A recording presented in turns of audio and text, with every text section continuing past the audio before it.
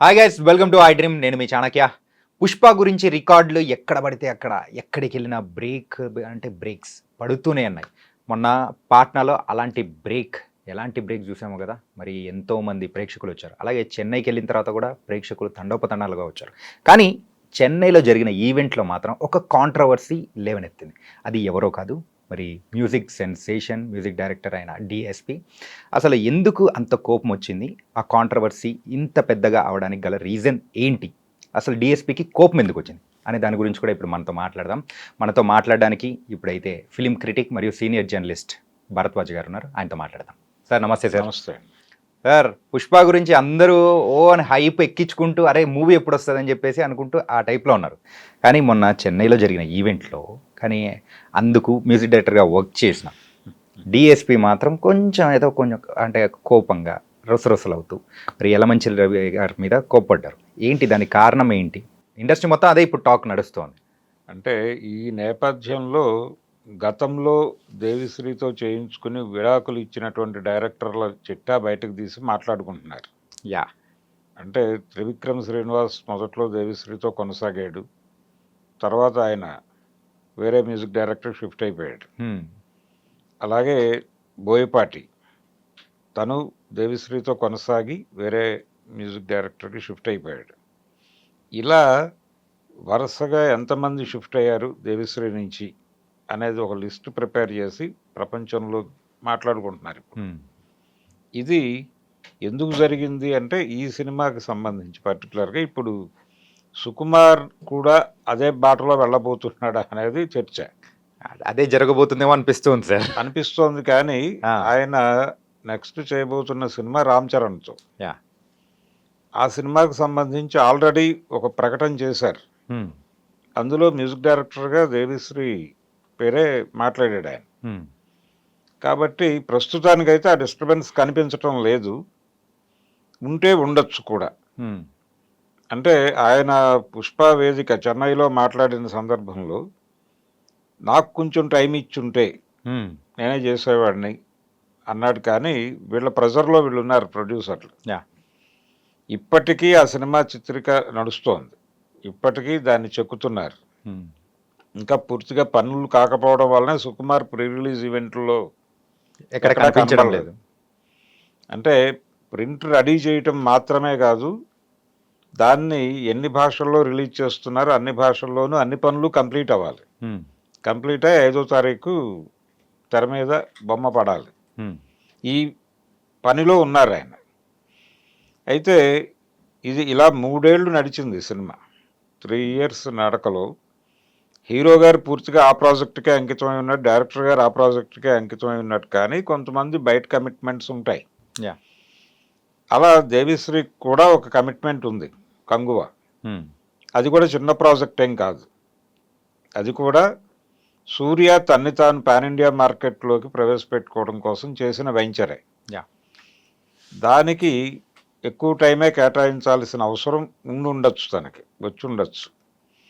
ఆ పని ఈ పని ఇవి రెండు ప్యారలల్గానే నడిచినాయి. పుష్ప 2 అలాగే కంగువ. దీంతో పాటు తను కొన్ని స్టేజ్ షోస్ కమిట్ అయి ఉన్నాడు. ఈ హడావిడిలో అంటే ఇతనికి ఉన్నటువంటి ఇతరేతర పనులలో ఈ పని అవుతుందా అవదా, రిలీజ్ డేట్ దగ్గరకు వచ్చేస్తుంది అనేటువంటి ఆందోళనతో వాళ్ళు 3 మ్యూజిక్ డైరెక్టర్లను ప్రవేశపెట్టారు. ఒక మ్యూజిక్ డైరెక్టర్ అయితే బహిరంగ వేదిక మీద నేను పనిచేసిన మాట వాస్తవమే అని కమిట్ అయ్యాడు ఆయన. డాకు మహారాజ్ మ్యూజిక్ డైరెక్టర్ అయిన తమన్ను ఆ డాస్ మీద చెప్పాడు, నేను పని చేశాను, చాలా పని ఉంది అక్కడ, ఒక భాగం అయితే నాకు ఇచ్చిన పార్ట్ నేను కంప్లీట్ చేసి వచ్చేసానని చెప్పాడు ఆయన. ఆ మిగిలిన భాగాన్ని ఇంకొక 2 మ్యూజిక్ డైరెక్టర్లు కంప్లీట్ చేశారనేది ప్రపంచానికి తెలిసిన విషయం. ఇది పరిస్థితి. సో కొన్ని పెద్ద ప్రాజెక్టులకి ఎక్కువ మంది పనిచేయాల్సి ఉంటుంది. అయితే పాటలన్నీ ఇతనే చేశాడు, బ్యాక్గ్రౌండ్ స్కోర్కి సంబంధించి మాత్రమే. అలాగే బీజిఎం గురించి మాట్లాడుతున్నారు, కానీ ఏ సినిమాలోనైనా బీజిఎం ఒకటే ఉంటుంది. బ్యాక్గ్రౌండ్ స్కోర్ వేరు, బీజిఎం వేరు, రెండింటిని కలిపి మాట్లాడుతున్నారు. సో ఈయన చేసిందే ఉంటుంది, దేవిశ్రీ డిజైన్ చేసిందే. అయితే ఇక్కడ వినిపిస్తున్నది ఏంటంటే కంగువాకు సంబంధించి ఆయన చేసినటువంటి బీజిఎం ఎఫెక్టివ్గా లేదు అని. హ్మ్. అందుకని తమన్తో అది కూడా చేయించుంటారు. హుహు. అందుకని కొంచెం ఎక్కువ హర్ట్ అయ్యాడు ఇతను దేవిశ్రీ అనేది వినిపిస్తున్న మాట. ఇంకోటేంటంటే బయట వినిపిస్తున్నది గూడా అంటే 'పుష్ప 1' అయితే సో మొత్తం తనే చేసి మరి మంచి క్రెడిట్ అనేది గూడా హిట్ వచ్చింది. దానికి తగ్గట్టు మ్యూజిక్ డైరెక్టర్‌గా తనకు గూడా మంచి పేరొచ్చింది. మరి ఆ మూవీ గూడా నేషనల్ లెవెల్‌లో ఒక పెద్ద హిట్ అయిపోయింది. 2 అంతకు మించిన హైప్ అనేది వచ్చింది.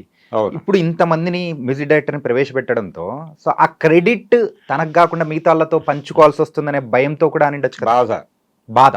ఆ! బాధే. బాధ. బాధతో కూడా మాట్లాడాడు ఆయన. హ్మ్. అంటే నాకు కొంచెం టైం ఇచ్చుంటే హ్మ్. అనేది అది అన్ని సందర్భాల్లోనూ కుదరకపోవచ్చు. అంటే ఇలాంటి ప్రాజెక్టుల విషయంలో తను కూడా ఇతర పనులు మానుకుని అక్కడ ఉండాల్సిన పరిస్థితి వస్తుంది. హ్మ్.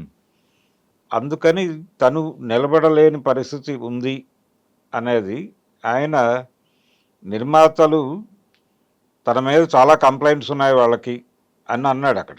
హ్మ్. ప్రేమ ఉంది, కంప్లైంట్స్ ఉన్నాయి. కంప్లైంట్స్ ప్రేమను డామినేట్ చేసినటువంటి ఒక సందర్భం నేను చూశాను అన్నాడు ఆయన. హ్మ్. ఎందుకు కంప్లైంట్స్ అంటే వీళ్ళకి కావలసిన టైంలో ఆయన ఇంకో పనిలో ఉండటం, ఓకే. వీళ్ళు అనుకున్న షెడ్యూల్లో ఆయన టైం కేటాయించలేకపోవటం జరిగింది అక్కడ. హ్మ్. జరగటం వలన వాళ్ళు భయపడ్డారు. కానీ మీరు భయపడాల్సిన అవసరం లేకుండా నేను ఆ పక్క షెడ్యూల్లో అయినా కానీ వచ్చి చేసుండేవాడిని. నా మీద పూర్తి భరోసాతో మీరు లేకపోవడం వలన నేను చేయలేని పరిస్థితి ఏర్పడింది అనేది ఆయన కంప్లైంట్. హ్మ్. వీళ్ళ కంప్లైంట్ ఏంటంటే ఈయన కోసమే కూర్చుంటే రిలీజ్ డేట్ అనౌన్స్ చేసున్నారు వాళ్ళు. యా. ఇప్పటికే ఆగస్టు 15 రిలీజ్ అవ్వాల్సిన సినిమా డిసెంబర్కి వచ్చింది. హ్మ్. డిసెంబర్ 6 అనుకున్నారు, 5కి ప్రీపోన్ ప్రీపోన్ చేశారు. చేశారు. ఈ ప్రీపోన్ చేయటం కూడా వ్యూహాత్మకమే. హ్మ్. అంటే సినిమా రిలీజ్ ఉంటుందా లేదా అన్న టైప్లో బయట రకరకాల రూమర్స్ ప్రచారం అయినాయి. ఒక్కసారి అంత పెద్ద మూవీ పోస్ట్‌పోన్ అయిపోవడంతో ఇంకోసారి కూడా మూవీ షూటింగ్ కంప్లీట్ కాలేదు. ఇంకా సాంగ్స్ ఏం రిలీజ్ అవ్వట్లేదు. ఏంటంటే పబ్లిసిటీ కూడా ఏం ఎక్కువ చేయట్లేదు అని చెప్పి అవును. ఒక నెల క్రితం వరకు ఉన్నప్పుడు అరే ఈసారి కూడా లేదురా బాయ్ అది పోతది. సంక్రాంతికి పోతదా తర్వాత పోతదా అనుకుంటున్నారు. నెక్స్ట్ ఇయరే రిలీజ్ ఇప్పుడు లేదు అనే వాతావరణంలో చర్చలు జరిగినాయి. హ్మ్. కాబట్టి వాళ్ళు దీని మీద సీరియస్గా ఉన్నారు, సినిమా రిలీజ్ చేసేయాలి అని. అందుకని సుకుమార్ ఆ పనిలో ఉన్నాడు. హ్మ్. ఆ పనిలో ఉండగా ఈ బ్యాక్గ్రౌండ్ స్కోర్కు సంబంధించిన డిస్టర్బెన్స్ ఎప్పుడైతే ఈయన ఆ వేదిక మీద అలా మాట్లాడాడో ఏదో జరిగింది, వీళ్ళ మధ్య చిన్న ఘర్షణ ఉంది, ఒక చిన్న కమ్యూనికేషన్ గ్యాప్ ఉంది అనేది అందరికీ తెలిసిన విషయమే. హ్మ్. దాన్ని ఎప్పుడైతే ఈయన బహిరంగంగా డాష్ మీద పంచుకున్నాడో జనాలతో, ఇలా పంచుకోవాల్సిన అవసరం ఉందా ఇది అనేది బయట వినిపిస్తున్నటువంటి మాట. హ్మ్. ఇది కొత్త ఏం కాదు ఆయనకి. గతంలో కూడా ఒకసారి బోయపాటి నేను చాలా అంటే తను లాక్కొచ్చి పని చేయించుకున్న టోన్లో మాట్లాడాడు ఆయన హ్మ్. బోయపాటి. అట్లా ఏం లేదు, నేను ఏ సినిమా చేసినా అలాగే చేస్తాను, నేనే కూర్చున్నాను, నేనే వచ్చాను, నేను వస్తాను, రాను అనేది కరెక్ట్ మాట కాదు హ్మ్. అని చెప్పి స్టేజ్ మీదే ఆయన చెప్పిన స్టేట్మెంట్ని కాంట్రడక్ట్ చేస్తూ ఈయన మాట్లాడాడు. హ్మ్. ఇద్దరు ఉన్నారు డాష్ మీద ఓకే. లెజెండ్ సినిమాకి.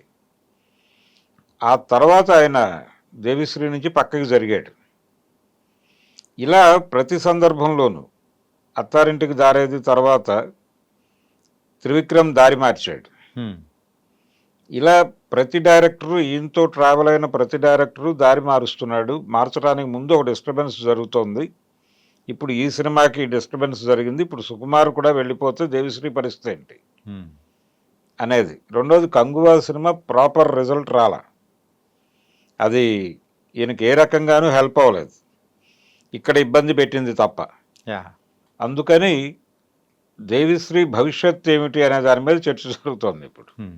అంటే తను ఈ టైంలో, ఈ కష్టకాలంలో అలా బహిరంగ వేదిక మీద అలా గొడవ పడటం కరెక్ట్ కాదు అని. ఇప్పుడు రేపు దానికి ఇంకా ఈవెంట్స్ ఉన్నాయి. హ్మ్. చెన్నై ఈవెంట్తోనే అయిపోలేదు. ఈ తర్వాత ఈవెంట్స్లో ఆయన కనిపిస్తాడా లేదా అనేది వినిపిస్తుంది. రేపు అంటే ప్రొడ్యూసర్లు ప్రాజెక్టు దాని ఇంటిగ్రిటీ ఇబ్బంది పడుతుంది కాబట్టి హ్మ్. ఆయనతో ఘర్షణ పడే పద్ధతిలో ఆయన మాట్లాడింది కొంచెం కాంట్రవర్సీ అయింది. కానీ దాన్ని కూడా సినిమాకు ఉపయోగపడే పబ్లిసిటీగానే వాళ్ళు భావించవచ్చు. ఓకే. భావించి ఫర్దర్గా ఈ గొడవని పెంచడం ఈ ప్రాజెక్ట్ వరకు. తర్వాత ఏంటనేది వేరే గొడవ. అంటే మైత్రి మూవీ మేకర్స్తో వచ్చేటువంటి తర్వాత సినిమాల్లో దేవిశ్రీ ఉంటాడా లేదా అనేది పక్కన పెట్టేస్తే ఈ ప్రాజెక్ట్ ఇంటిగ్రిటీని ఇబ్బంది పెట్టే ప్రయత్నం వాళ్ళైతే చేయరు. Yeah. చేయరు. నెక్స్ట్ ఈవెంట్స్లో ఆయనతో మాట్లాడించే ప్రయత్నమే చేస్తారు.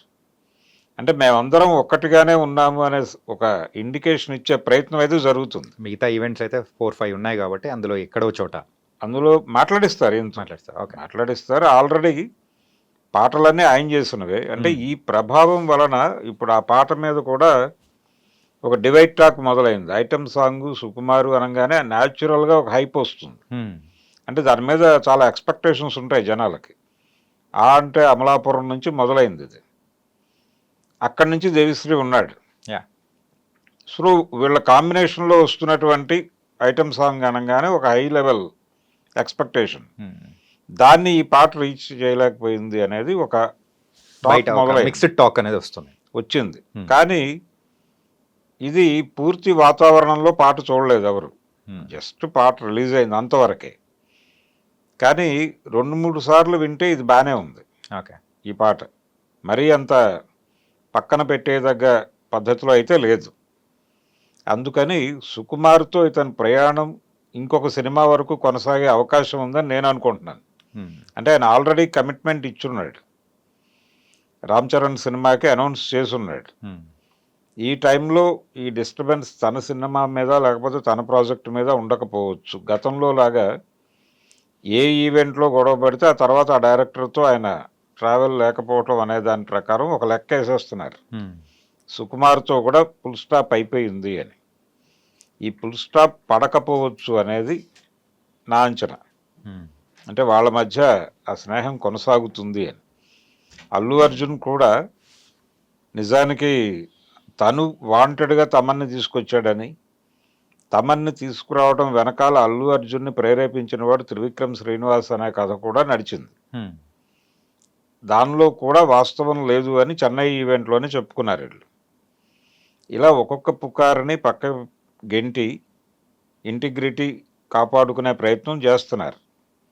ఈ ప్రయత్నం ఇలా కొనసాగుతుంది. నెక్స్ట్ వెంచర్లో సుకుమార్ పరిస్థితి ఏంటనేది అప్పుడు డిసైడ్ అవుతుంది.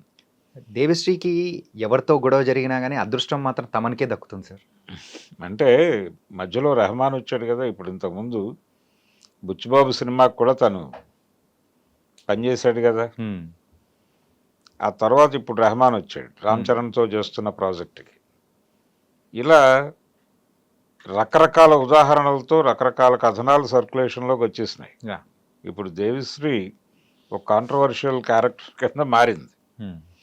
ఈ కాంట్రవర్షియల్ క్యారెక్టరు ఆయన కెరియర్ ఎలా నడుస్తుంది అనేది.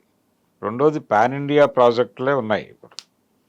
ఈ పాన్ ఇండియా ప్రాజెక్టులు నిజానికి తమన్ కూడా ఎక్కడా దేవిశ్రీ పేరు మాట్లాడటమో లేకపోతే ఇబ్బందికరమైనటువంటి ప్రకటన చేయటమో చేయలేదు. చాలా గౌరవప్రదంగానే మాట్లాడాడు.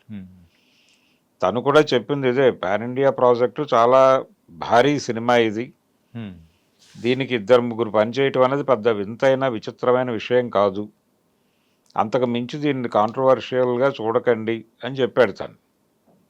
ఏది డాకు మహారాజ్ ఈవెంట్లోనే.